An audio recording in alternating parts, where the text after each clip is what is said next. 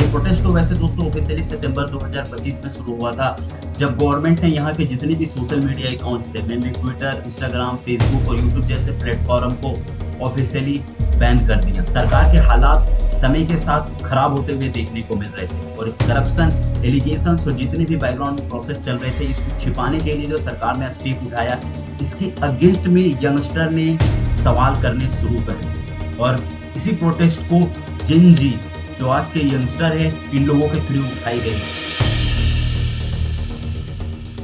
और इस बार के प्रोटेस्ट में जनता ने ये तो बात तो दिखा दिया सरकार को कि क्या हालात बना रखे उसने। जितना परेशान जनता है उतने सवाल के जवाब तो सरकार को देने पड़ेंगे।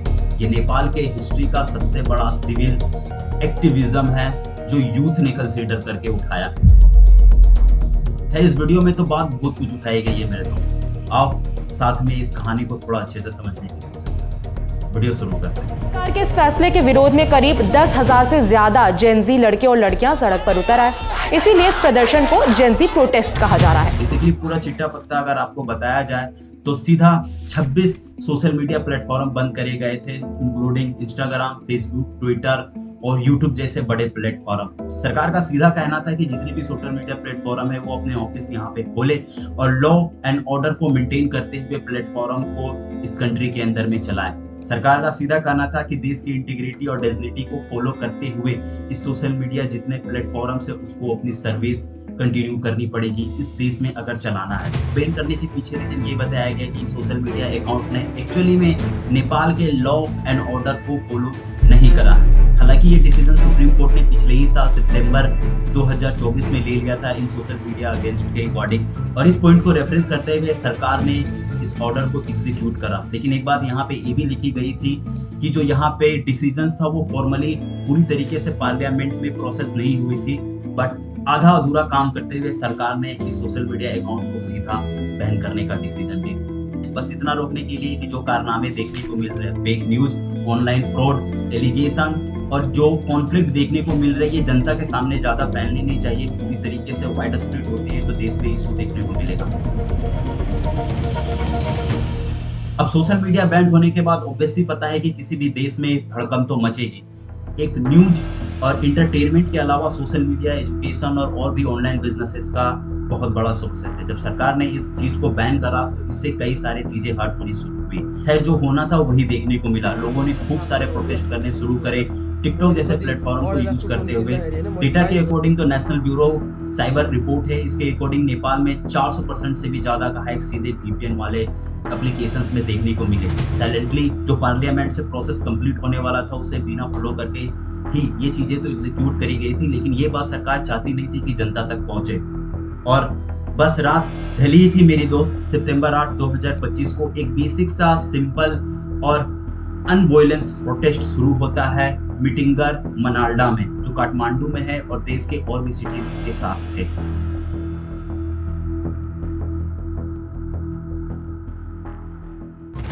ये सिंपल सा जनता की तरफ से प्रोटेस्ट देखने को था, जो बात सड़क तक आ चुकी थी इंटरनेट से। सरकार ये बताना चाह रही थी कि ये कोई बहुत बड़ा इशू नहीं, इस चीज को रोकने के लिए हम ये स्टेप उठाए हैं। और लोग जब सड़क पे उतरे तो वहां पे वो अपने मेजर इश्यूज को बताते हैं कि किसी का एजुकेशन, किसी की बिजनेस और किसी का कम्युनिकेशन, किसी के बहुत बड़े बड़े काम से इंटरनेट के कारण रुके। ये कोई तरीका नहीं है कि अगर कोई भी कॉन्फ्लिक्ट होता है तो आप सीधा लोगों के बोलने का तरीका ही बंद कर दोगे। गवर्नमेंट के रिस्पॉन्स आने के बाद तो ये प्रोटेस्ट पूरी वाइडली एक्सपेंड कर गया। लोगों ने पार्लियामेंट में घुसने की कोशिश करी। इसके बाद सरकार को आर्मी डिप्लॉय करनी पड़ेगी।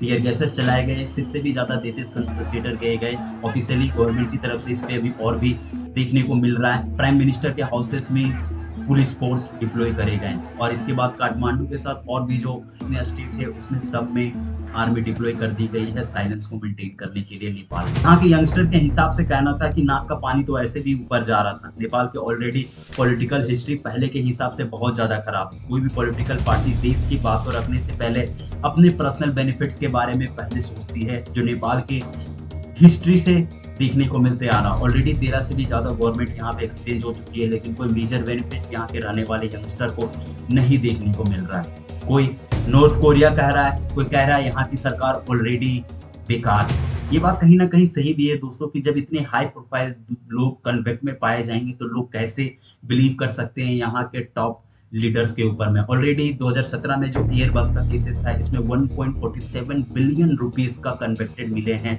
यहाँ के टॉप ऑफिशियल्स। रिसेंट का एग्जांपल था पोखरा इंटरनेशनल एयरपोर्ट, जहाँ पे यहाँ के फाइनेंशियल मिसमैनेजमेंट को दिखाया गया। जब यहाँ के पार्लियामेंट की तरफ से अप्रैल 2025 में ये चीजें रिवील करी गई तो इसमें देखने को मिला कि 105 मिलियन डॉलर, मतलब इनका कोई डेटा था ही नहीं।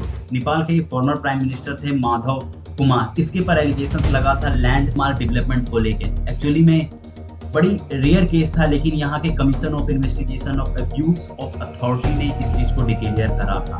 और ये बात सही भी है दोस्तों कि जनरली आप अगर नेपाल को ऑब्जर्व करोगे तो यहाँ के एम्प्लॉयमेंट, बेहतर हेल्थ केयर, यहाँ की जॉब, इकोनॉमिकल कंडीशंस, यहाँ के सोशल कल्चर्स, और इसके बाद जो देश में ऑलरेडी करप्शन चल रहा है, इसके कारण देश पहले से बहुत ज्यादा डैमेज हो चुका है। यहाँ के 30% पॉपुलेशन बिल्कुल पॉवर्टी लाइन से नीचे जा रही है। जो यंगस्टर है वो 2000 की ज्यादा से संख्या है जो हर साल देश छोड़ रहे हैं अपने बेहतर फ्यूचर के लिए। मलेशिया, दुबई जैसे शहरों में नेपाल के रहने वाले लोग देश छोड़कर जा रहे हैं। ये गुस्सा वहाँ के यंगस्टर पे देखने को मिलता रहा।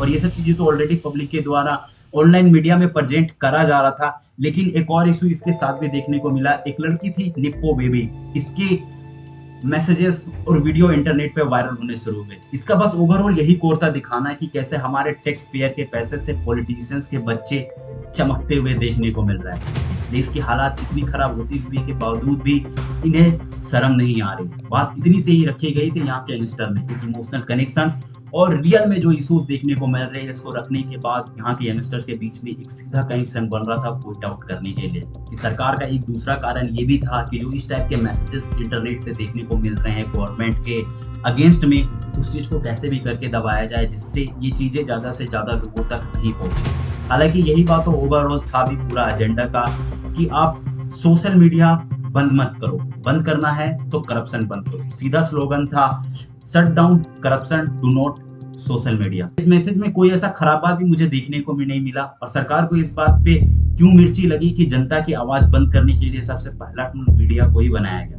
ये बात जानते हुए भी कि मीडिया फ्रीडम ऑफ स्पीच का सबसे बड़ा पॉइंट है। आप सब कर सकते हैं लेकिन किसी के लिए फ्रीडम ऑफ स्पीच को नहीं रोक सकते। ये बोलने का अधिकार जनता के पास था, है और रहेगा।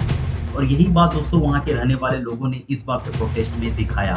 जो जेन जी है या फिर यंगस्टर ऐसे हम कह रहे हैं, इस नेपाल के प्रोटेस्ट में अपनी ताकत पूरी तरीके से सड़क पे उतार दी। इस पर सरकार को अच्छे से समझाया गया है कि जो पॉलिटिकल पावर्स हैं वो सिर्फ देश को खाने के लिए नहीं है, देश को बचाने के लिए भी है। वैसे ऑपोजिशन पार्टी की तरफ से भी अच्छा स्टेप उठाया गया। यहाँ के मेंबर्स हैं प्रतिभा रावल, ऑपोजिशन पार्टी है राष्ट्रीय स्वतंत्रता पार्टी, इनने सीधा बैकलेस करा यहाँ के फ्रीडम ऑफ स्पीच को लेकर। और इसके बाद द वॉर ऑफ फ्रीडम में हाथ बढ़ाया यहाँ के जर्नलिस्ट और मीडिया ने गवर्नमेंट को बार बार पुश करते हुए कि जो ये फ्रीडम ऑफ स्पीच है इससे अपनी बात आप पीछे ले लो, क्योंकि इंटरनेशनल ऑर्गेनाइजेशन की तरफ से भी एक स्टेटमेंट दी गई, danger president for the press freedom, जो यहाँ के सरकार को फिर से मजबूरन में सोचने के लिए मजबूर करे। बहुत प्रॉब्लमेटिक वाली बात हो जाती है कि किसी देश में इतने छोटे छोटे प्रॉब्लम्स को काउंटर करने के लिए इंसान को जान भी देना पड़ता है। ये नेपाल के पिछले भी जितने प्रोटेस्ट थे उससे अलग जेन जी प्रोटेस्ट, यंगस्टर के प्रोटेस्ट ने इस बार सिर्फ फॉर्मली दिखाया है कि जनता में कितनी पावर होती है। हालांकि ये जो इंसिडेंट अभी देखने को मिल रहा सितंबर 2025 में, ये दिखाता है कि डिजिटल मीडिया भी एक कितना बड़ा टूल है।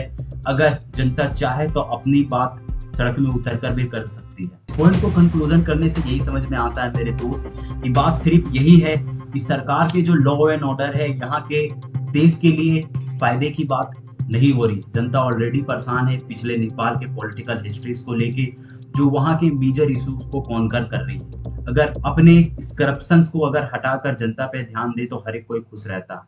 किसी देश के रोटी कपड़ा मकान पे सवाल उठ जाता है तो कोई भी इंसान पीछे हटने को तैयार नहीं होगा। आखिर रहने वाले देश में लोगों का हक है, वो उस देश के लिए जीते हैं, देश के लिए काम करते हैं, देश के लिए मर भी जाते हैं, तो वो क्यों हटे अपने देश के लिए, ये तो सवाल बनता है। इस पूरे पॉइंट को एक लाइन में कंक्लूड करो तो ये लड़ाई करप्शन को लेके चल रही है। बस वीडियो में हम लोग इस टॉपिक को यहीं पे खत्म करें। बहुत बहुत धन्यवाद आपका वीडियो देखने के लिए।